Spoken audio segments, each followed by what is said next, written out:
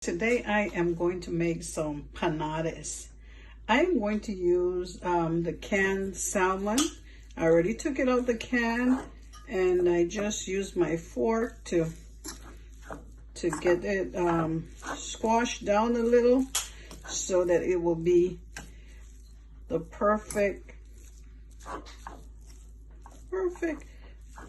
kind of hash way for it to be my empanadas.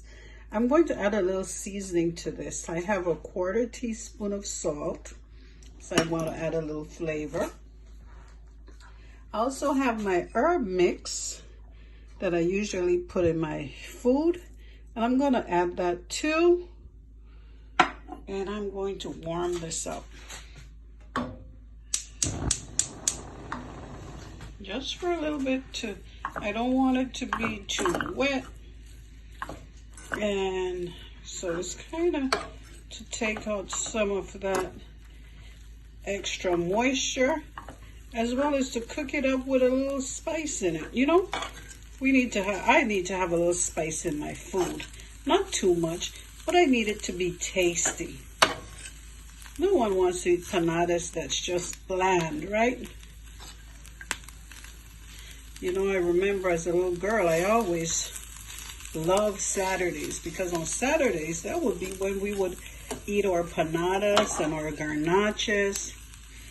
And in the area where I live, there was a restaurant bar that made, oh my goodness, they made the most incredible panades. Their panades was made of ground beef. Those were so good. They were really spicy too. I've tried to make it with the ground beef maybe once or twice. I didn't really get their flavor, but I can still remember that flavor. Maybe one day I'll try it again. Try to get it.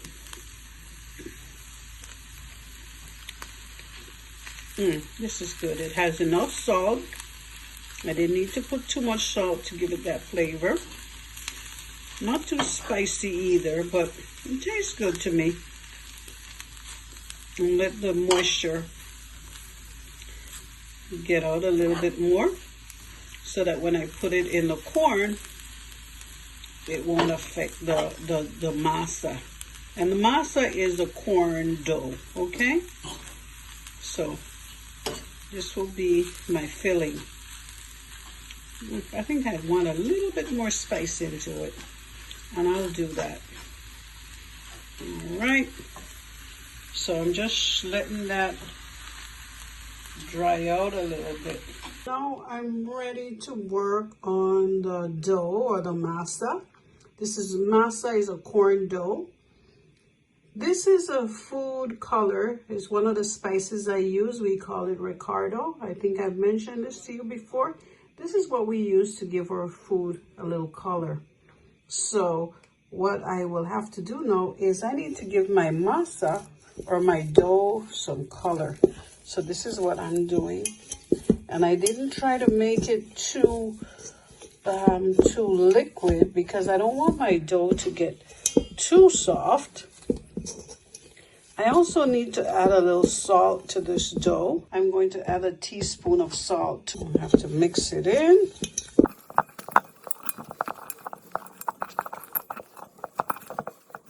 I'll add in just a little bit more color.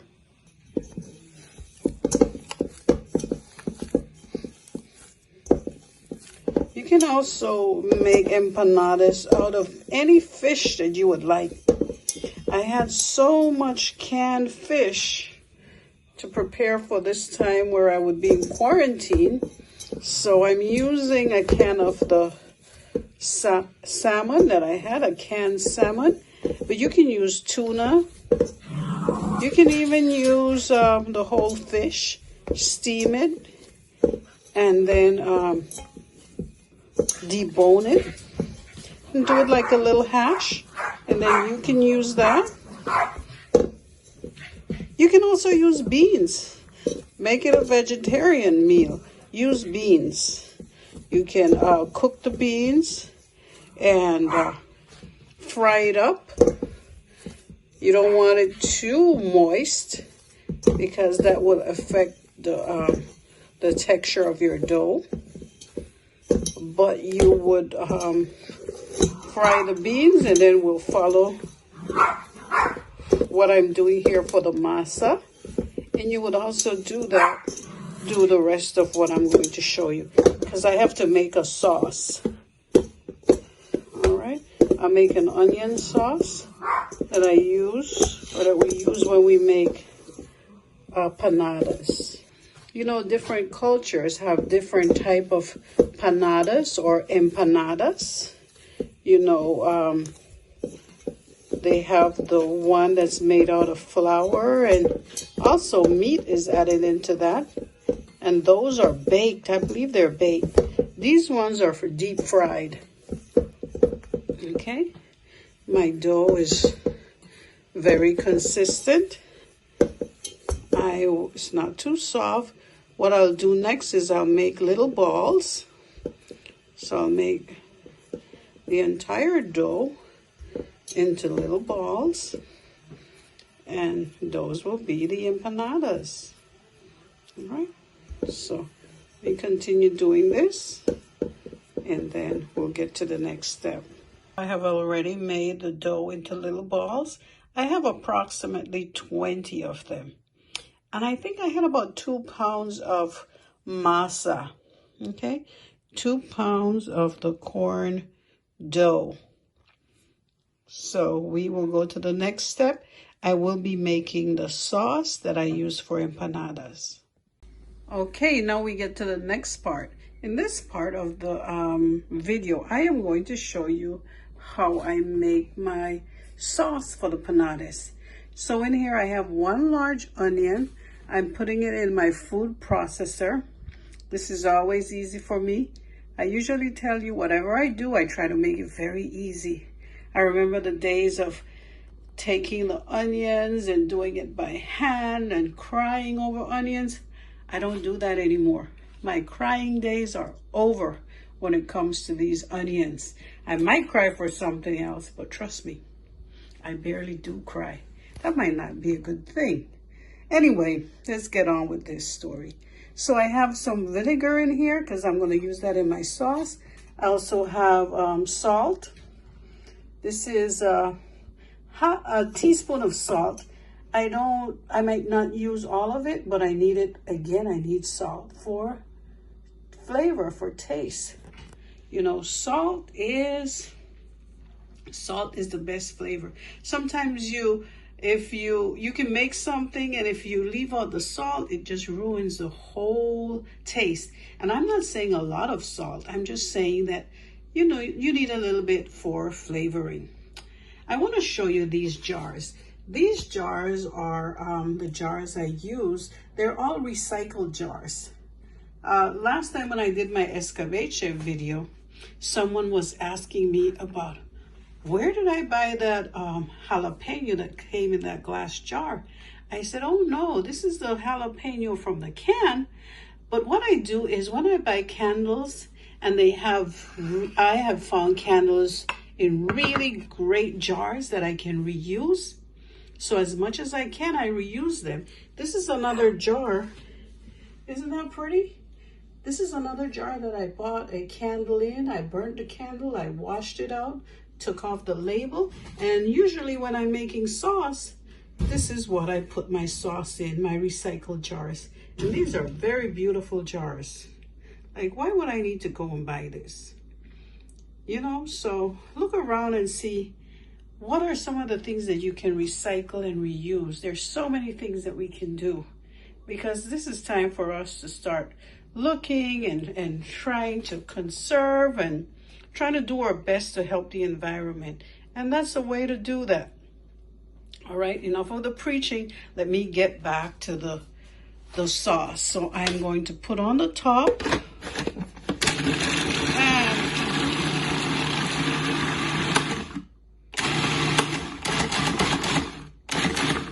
I'm going to do the pulse.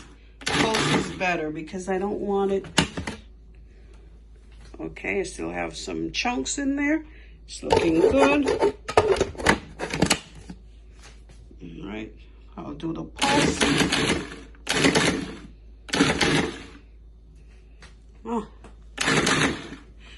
look at all of these gadgets that I have in my kitchen, I remember my mom, and I think about her and I think, man, my mom used to work so hard.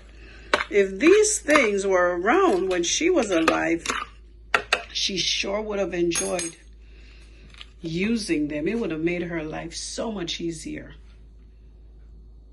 All right, so as you see, I've chopped up the onions. I have little bits of orange in there. That's the habanero. Now, these habaneros are not too hot, so I don't mind using a whole one, because I remember the jalapenos back in Belize. Those things were so hot. Oh my God, I have so many memories of habanero burning my eyes. Whew. Oh God, those were the days we would take sugar salt mixture and try to wash our eyes, our faces. Oh, those were some days. But these jalapenos are not that hot, so I don't experience that anymore. I'm going to drop my salt in here, and I also I boiled some water just to cure the onions, get out that sting out of it. And then I'm going to add my vinegar. That will be perfect. All right, stir it up. Smells good. Let me taste. Perfect. And again, I said this jalapeno is not that spicy. So if I want more spice, I'll add some more habanero to it. But this is okay, because I like spice, but I don't want it too much. So this is the sauce. That was easy, right? Here is my press. It's not aesthetically as I would want it, but nevertheless, when I do this, I buy the sandwich bags and I put them on top, because we have to make sure that we can lift them off. So I take my the ball I made, put it in there between the two sandwich bags, and now I have flattened out a tortilla. Remember that mix I made earlier with the salmon? The one that I seasoned, and you can put more, but this is enough. And then I take this, I fold it over, I make sure to press the edges so that it's sealed. And there we go. All right, so now it's time to fry these panades. We're going to take off the plastic, drop it in the oil. It's hot. We'll put about 4 in this. I'll reuse that. I'll end up reusing the. Oh. There's a little too much over there.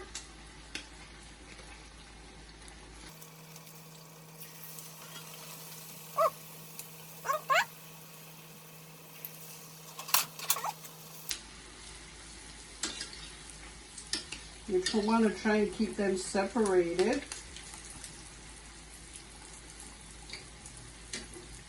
They're frying up pretty nicely. I want them a nice golden. When they float, you turn them over.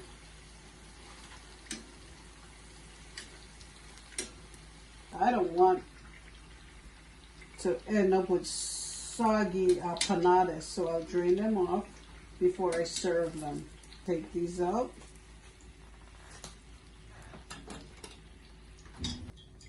So that's it. We have our panades, salmon panades. All right, here's the final product. Here is the panades, the salmon panades, and that's the sauce. Look at this. It smells so good. The tester already said it was great. Make sure to try it. And when you try it, share it so I can see what your product looks like. And remember, I need you to subscribe, I need you to like, and I need you to share and share and share. It was great teaching you how to make panadas.